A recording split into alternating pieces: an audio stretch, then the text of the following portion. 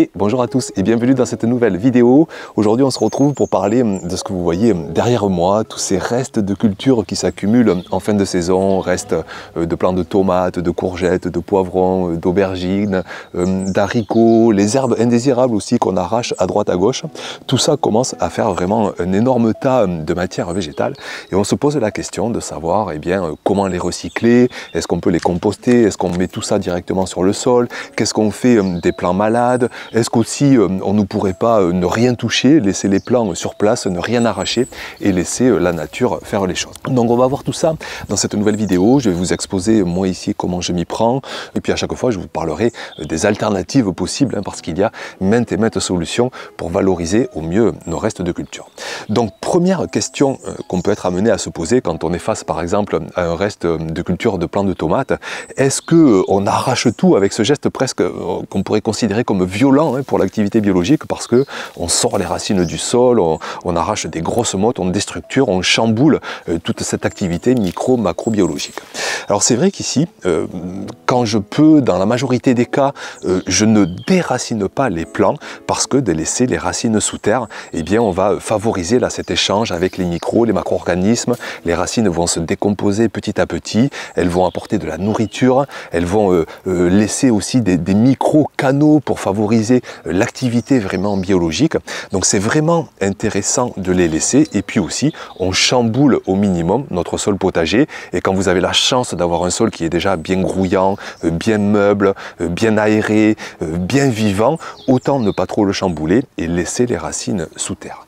Alors ici, moi c'est un geste donc que j'essaie de faire le plus souvent, mais parfois vous me voyez arracher les plants, y aller de façon plus ou moins brutale. Par exemple, quand je veux passer ma parcelle en engrais vert. Il faut que je sème rapidement après la culture et je ne veux pas y laisser des racines qui vont me gêner pour semer par la suite, pour préparer mon sol finement pour bien semer. Donc j'arrache tout, je dépaille, je désherbe, j'ameublis au croc, au râteau, à la grelinette mes premiers centimètres de sol. Je sème des engrais verts, vous savez, la vesse, la féverolle, le seigle, tout un mélange de cultures qui vont prendre place pendant l'automne, pendant l'hiver, pour faire un travail justement de décompaction, d'amélioration de sol, et puis je vais faucher tout ça au printemps suivant. Donc parfois je déracine aussi parfois quand je me rends compte en fait que mon sol s'est beaucoup trop compacté ces derniers mois, parce que ici il fait très chaud en été, j'ai l'activité biologique qui ralentit, parce que je manque de pluie, j'ai le sol qui s'assèche, j'ai l'activité biologique qui ralentit, parce que j'ai un pH qui est trop élevé, parce que parfois j'ai des pluies très orageuses qui vont compacter le sol, parce que parfois je manque de paillage et je manque donc de stimulation pour l'activité macrobiologique. Donc j'ai un sol qui est trop compacté, je ne peux pas y rentrer les mains et il faut donc une aide mécanique.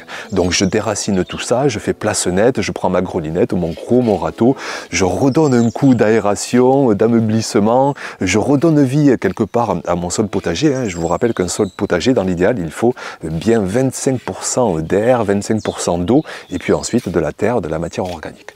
Donc je redonne vie à tout ça, j'apporte au passage quelques composts, quelques fumiers décomposés et puis par la suite je remets en surface mes plants et mes racines coupées en morceaux pour continuellement protéger, couvrir mon sol, parce que vraiment le plus important, notamment en approche biologique, c'est de couvrir de façon la plus permanente possible son sol potager.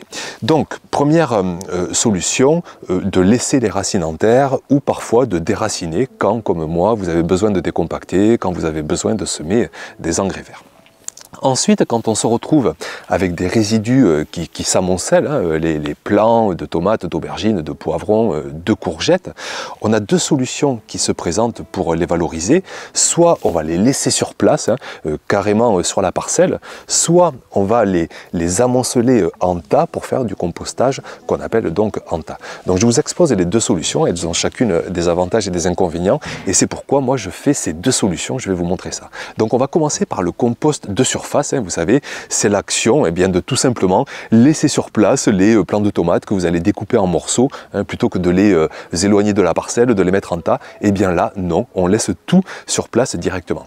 Donc il y a plusieurs avantages à ça. Et bien déjà, c'est un gain de manutention, hein, vous n'avez pas à vous trimballer les résidus végétaux, à les amonceler, à les véhiculer. On laisse tout ça directement sur place.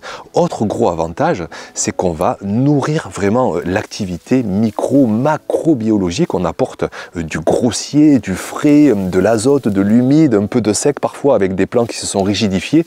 Tout ça est un régal pour les champignons, pour les bactéries, pour les macro-organismes, les vers de terre, les organismes décomposeurs, déchiqueteurs. Vous allez vraiment stimuler au maximum la fertilité biologique de votre sol. Autre avantage aussi par rapport au compost en tas, c'est que vous n'avez pas de déperdition parfois de CO2, de volatilisation, d'azote. Tout ça va directement aller au sol sans aucune déperdition d'énergie. Donc ça c'est vraiment intéressant. Et puis enfin, de faire un compostage de surface, eh bien c'est comme faire du paillage avec les avantages du paillage, à savoir de protéger le sol hein, des aléas météo, des excès de chaud, des excès de froid qui arrivent avec l'hiver, des excès de pluie violentes, battantes qui compactent le sol. Là, on va à la fois protéger et nourrir notre sol potager. Donc c'est pourquoi ici, une grande partie de mes résidus végétaux, je vais en faire du compostage de surface. Hein, vous l'avez vu dans de dernières vidéos, une fois que j'avais passé un petit coup de gredinette, apporté quelques composts, quelques fumiers décomposés, et bien hop, j'apporte une couche de résidus de broyat, de plants de tomates, d'aubergines, concombres, etc. Et puis je finis d'ailleurs avec un paillage un petit peu plus rigide, carboné, que ce soit du foin ou de la paille, hein, que je mets sur ces résidus végétaux pour vraiment espérer à la fois nourrir et couvrir, protéger mon sol au mieux durant les semaines, les mois à venir, hein, jusqu'à en fait à la saison suivante. Donc voilà pour les avantages qui font que je fais ce compost de surface, mais il y a aussi quelques inconvénients hein, qu'il est bon de rappeler. Je me suis noté en premier lieu le fait qu'un compost de surface va attirer une biodiversité dont on n'a pas forcément envie de voir dans notre potager. Je pense aux rats, aux souris, aux campagnols, mulots, aux limaces. Tout ça vraiment a tendance à les attirer. Alors là, j'ai envie de dire, ça va, c'est pas trop contraignant parce qu'on va sur une période où on est souvent en hors culture. Hein, il commence à faire trop peu lumineux, trop froid. Donc ce n'est pas vraiment un problème, mais tout ça ne sera pas encore complètement décomposé au début du printemps prochain et ça peut poser des soucis comme les paillages en général qui ont des avantages mais aussi des inconvénients à parfois attirer trop de limaces notamment. Et c'est pourquoi d'ailleurs parfois vous me voyez au printemps dépailler des surfaces, hein, le temps de semer, le temps que ça se réchauffe, le temps que les plants germent et ensuite je réapporte mon paillage de surface. Autre inconvénient, c'est aussi qu'on n'a pas de montée en température. Et ça peut être préjudiciable parce que une montée en température quand on a un compost par exemple en tas, hein, je pense à Charles Dowding qui fait des tas énormes de compost, ça a l'avantage de casser le pouvoir germinatif des graines. On n'a pas de graines qui germent à tout va et puis ça hygiénise aussi, ça assainit tout ça, ce qui fait que quand vous avez des plants malades, quand vous avez des restes de virus, de bactéries, de champignons, eh bien une montée en température va hygiéniser l'ensemble. Et là ce n'est pas le cas, c'est pourquoi moi dans mon compost de surface, je n'y laisse que des plants qui sont sains, qui ne sont pas malades, et par contre pour les graines, eh bien j'ai pas le choix, j'ai de tout qui germe au printemps suivant et il faut que je passe par moment pour désherber, avoir cette attention pour le potager.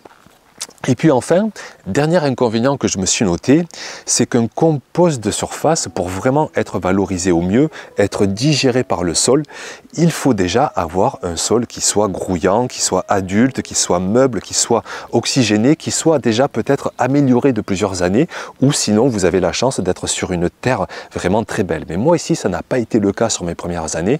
J'avais un sol très calcaire, très compact, très argileux, sans sable, et de déposer un compostage de surface, eh bien il se faisait décomposer par les bactéries ambiantes, mais ça n'était pas intégré à mon sol en dessous parce qu'il n'y avait pas ce que j'appelle la dentition, l'estomac, il n'y avait pas cette vie biologique décomposeur hein, du paillage de surface. Et donc je trouve que ce compostage de surface est surtout utile si en dessous vous avez un sol grouillant d'activité biologique. Je revois ces vidéos sur internet, vous savez, avec des paillages qui se font décomposer par la vie biologique en dessous. Mais si vous paillez Si vous faites un compostage de surface sur un sol qui est mort, ça n'a pas de raison. Et c'est pourquoi ici, encore cette saison, je redonne un peu vie à mon sol en dessous, avec la grelinette, avec le croc, avec le râteau. Je l'améliore, je l'amende et ensuite par-dessus, j'apporte un compostage de surface qui sera bien, cette fois-ci, valorisé.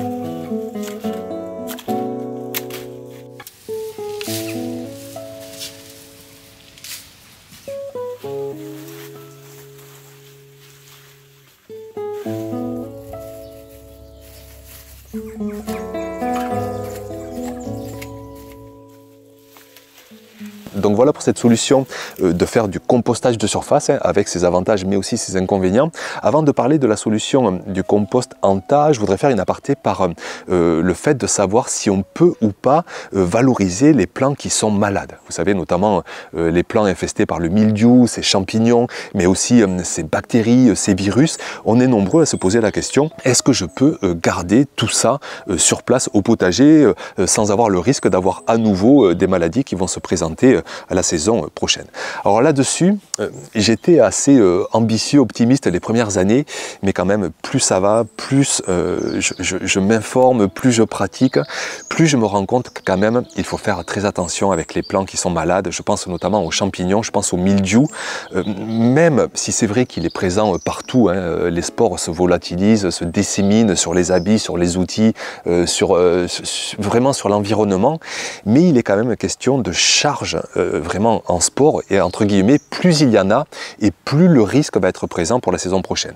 Et si vous entassez des plants de mildiou malades sur votre parcelle, que vous les gardez dans un contexte un petit peu humide, parfois pas forcément très froid parce que tout ça va être entave à garder une certaine inertie de température, ce n'est pas forcément la bonne chose parce que vous risquez d'avoir vraiment une charge en sport conséquente pour la saison prochaine. Donc de garder tout ça dans son potager, qui plus est si vous le mettez dans un tas de compost, on le verra tout à l'heure, sans monter en température, franchement je ne vous le conseille pas du tout parce que vous risquez de ramener vraiment des spores de mildiou la saison suivante et c'est pareil pour les bactéries, c'est pareil pour les virus. On va éviter de garder tout ça dans son potager. Ce que vous pouvez faire, c'est vraiment les éloigner dans un tas séparé, si possible dans un endroit sec, ensoleillé, parce que si ça manque d'humidité, si ça manque de douceur de température, eh bien ces charges de maladies ne vont pas y résister et avec les semaines, avec les mois, tout ça va s'assainir, va s'hygiéniser et on pourra éventuellement apporter ces matières décomposées au potager. Donc voilà pourquoi moi ici, avec les plants malades, je préfère vraiment les isoler, les éloigner. J'ai la chance d'en avoir très peu, j'ai la chance de ne pas avoir de mildiou, mais si vous en avez, voire même de vous en séparer, de les amener à la déchetterie, hein, c'est vraiment l'exception par rapport à l'immensité des résidus qu'on va recycler sur place. Donc je passe maintenant à l'autre solution pour valoriser vos résidus de culture hein, que je me suis noté et que je pratique ici énormément aussi. Ça va être cette fois-ci de faire ce qu'on appelle l'ornoir du jardinier, de faire du compost. On va le faire en tas, on va l'accumuler, on va essayer de respecter cette règle, vous savez, d'équilibre entre des matières humides, très vertes, très azotées, mais aussi un tiers de matière sèche. Moi par exemple ici, j'ai des restes de plants d'artichaut. Vous voyez, tout ça est très rigide. Ça permet d'aérer, de structurer le tas de compost pour éviter qu'il ne soit trop humide, trop en manque d'oxygène. Vous savez, quand vous accumulez par exemple des tontes de pelouse, ça se putrifie parce que ça manque d'aération. Donc chaque fois que vous apportez des résidus verts, vous apportez un petit tiers de paille, de brindilles, de résidus qu'on appelle carbonés pour vraiment permettre une belle décomposition. Donc pour ce tas de compost, pour cette solution du compost en tas, il va y avoir deux cas de figure. Soit vous avez vraiment des tas énormes et dans ce cas-là, vous allez avoir une montée en température à l'intérieur du tas, hein, tellement ça travaille au niveau bactériologique.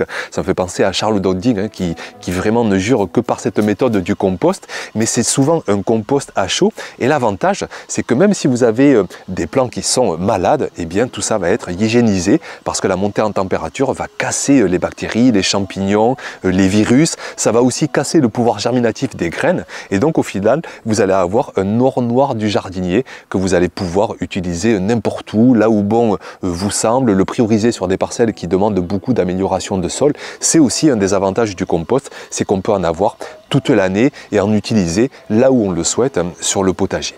Donc ça, c'est vraiment intéressant. Après, moi, ce qui se passe ici, par exemple, dans ma situation, c'est que je n'ai pas d'état assez volumineux et je fais donc du compost à froid, ce qui veut dire que mon compost n'est pas hygiénisé, n'est pas assaini et j'ai donc des graines qui gardent leur pouvoir germinatif. Et si je mets des plants malades, les maladies ne seront pas éliminées. Donc je fais attention à composter des plants sains. Et puis pour les graines indésirables, eh bien, je désherbe à longueur de saison pour éviter que mon potager soit trop concurrencé par les herbes indésirables. Donc voilà pour les avantages du compostage en tas. Là aussi, vous avez des inconvénients, je vous les cite rapidement. Donc c'est que il faut du volume si vous voulez un compost à chaud, ce qui n'est pas le cas souvent des jardiniers amateurs. Donc attention aux maladies, attention aux graines indésirables. Vous n'allez pas y échapper en faisant du compostage à froid.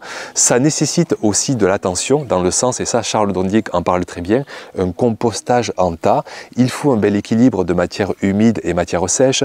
Il faut passer parfois pour aérer soi-même. Il faut vraiment veiller sur son tas de compost, le protéger s'il y a trop de pluie, le mettre dans un composteur, le mettre avec un couvercle. Il faut aussi éviter que tout ça se fasse lessiver. S'il y a trop de pluie, les minéraux vont partir dans le sol, dans la terre. Donc il faut vraiment y porter attention. Il y a aussi quand même un phénomène de perte en CO2, en azote, surtout si votre compost n'est pas couvert. C'est une perte infime, mais ce n'est pas aussi efficace qu'un compostage de surface. Et puis enfin, l'autre gros inconvénient, c'est que pendant qu'on composte en tas, on a le sol, et bien lui qui a été mis à nu, qui n'a pas été protégé. Et c'est pourquoi ici, je diversifie les deux solutions. Oui, je fais du compost en tas, mais je laisse aussi une partie de mes résidus végétaux en compostage de surface pour vraiment en fait équilibrer les avantages et les inconvénients. Et puis aussi surtout, ces deux méthodes de compostage en tas et de compostage de surface sont très complémentaires, ont chacune leurs avantages et leurs inconvénients, et c'est pourquoi ici je réalise ces deux méthodes.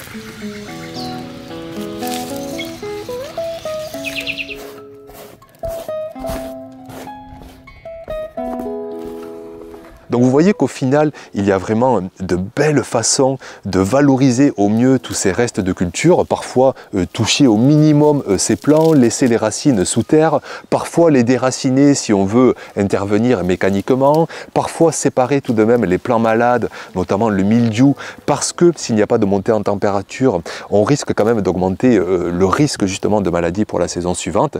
Mais sinon, entre le compostage en tas, entre le compostage de surface, entre vraiment le fait de couvrir et de protéger constamment son sol potager, il y a de quoi vraiment bien valoriser ces résidus de culture. Donc voilà ce que j'avais à vous partager dans cette vidéo. Bien sûr, dans les commentaires, n'hésitez pas à dire comment chez vous vous raisonnez par rapport aux plants malades, par rapport aux plants sains. Est-ce que vous priorisez le compost de surface, le compost en tas? Est-ce que vous priorisez aussi les engrais verts que je vous ai montré rapidement dans cette vidéo? Ce sera intéressant de voir comment vous préparez vos parcelles pour la saison suivante. Merci d'être passé par ici et puis à très vite pour de prochaines vidéos. Ciao!